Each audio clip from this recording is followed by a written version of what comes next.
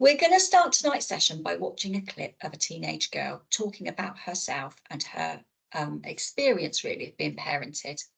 She is American and she does speak very quickly, but what she says is very insightful.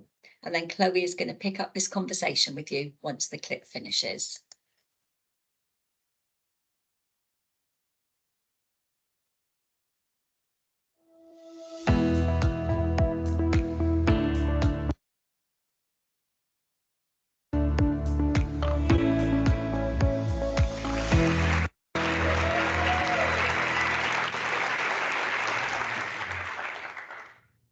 One morning shortly after my 13th birthday, I walked out into the living room and saw my mom reading 1-2-3 Magic Teen: Communicate, Connect, and Guide Your Teen to Adulthood by Dr. Thomas W. Fallon. My first thought was that she doesn't need to be reading this. She knows how to parent me. I'm not going to change. Yeah, I was wrong. The next week I was thinking to myself, what if I wrote a book about parenting? Wouldn't that be interesting? I bet every parent would like to know what their teen's thinking about their parenting. So when this opportunity popped up, I thought this would be a perfect topic to talk about. We'll start with technology, because technology is an area where teens and parents usually don't get along. Mostly because of the difference between technology from today and when my parents were teens. In my opinion, I think a child should get a phone based off of the environment. So what I mean by that, if your child lives in Iowa, kids usually don't need a phone at a younger age. But for kids who live in New York City, they have to walk to school and get food in the city, so it's more important to have a phone at a younger age for safety purposes. There's age, but there's also time to consider. For me, I think the time limit should be anything that the parents can handle. What I mean by that, if you were spending 12 hours on your phone and tell your kid you only have 1 hour screen time, there's a problem. Don't set time limits for a kid if you can't follow them too. I mean, come on, parents, have a little fairness. A time limit should be anything that you can handle. In order to understand your teen, you need to understand what your teen thinks of you. Some teens describe their parents as certain stereotypes. These stereotypes fall into two categories: the boss and the loosey-goosey.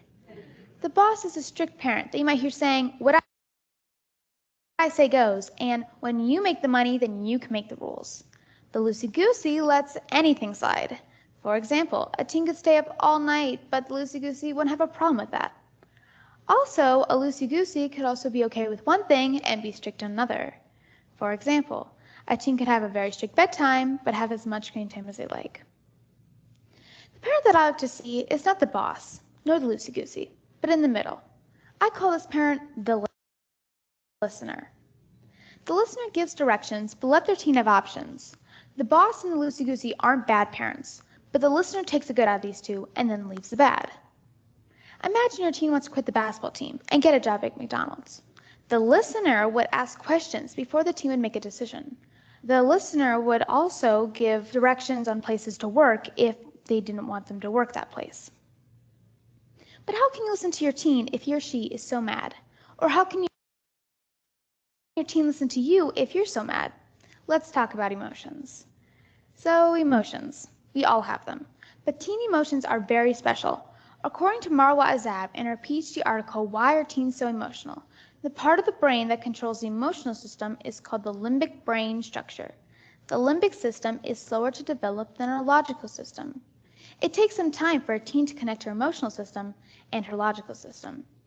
Basically, when I'm feeling sad or mad, the emotions feel very intense. When I'm feeling sad or mad, it feels like a wave has just crashed into me. I'm not thinking why I'm sad or mad, it's just there. One day after tennis practice, I was thinking to myself, I don't really want to join the team. It was a lot of work and it was every day, so I asked my mom about it in the car. She said that we're committed to the team. And all of a sudden, I started crying. I couldn't stop. That wave of emotions just hit me and I cried all the way home. And my mom was so calm about it. That made me even more mad. I was expecting my mom to get really mad at me, but when she didn't, that got me really mad. When I got home and calmed down, I was thinking about what just happened. I just had my first mood swing, and I didn't even know it. So what I learned about parenting from my first mood swing is that when your teen's experiencing a wave of emotions, the key for parenting is to stay calm. If you stay calm, your teen's wave of emotions will pass, and they'll realize that they were being silly. But if you fight back, your teen actually has a reason to be mad. They won't think about how they just had a mood swing, they'll think about how you just yelled at them.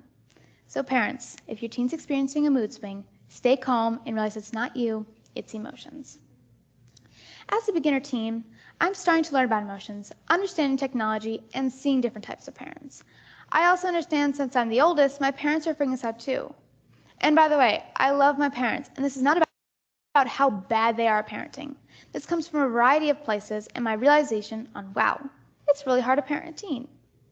We all experience like what it's to be a teen, but with a little bit of listening, we'll all get to the finish line. Thank you.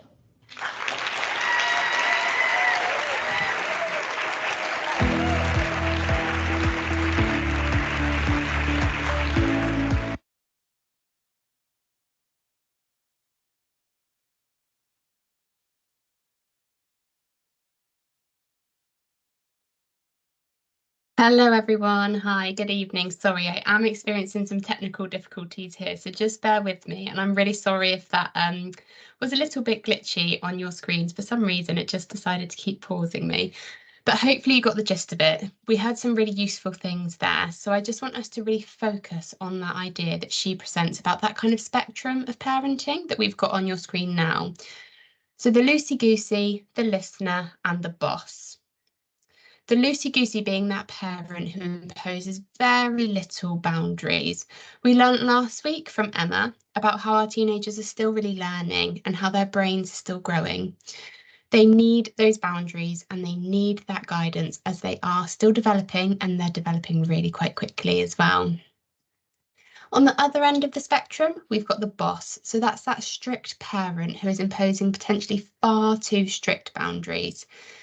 These boundaries, on the other hand, could lead our children to resent us or even totally disregard those boundaries. So I think we can all agree we're really trying to aim to be that listener. So how can we be the listener that she describes within that video?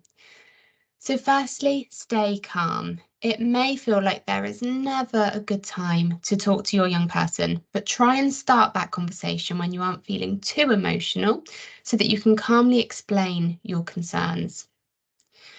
Conversations when you're busy doing something, but nothing too important, can be really helpful so that your young person doesn't feel too embarrassed, for example, or pressured even to have that conversation.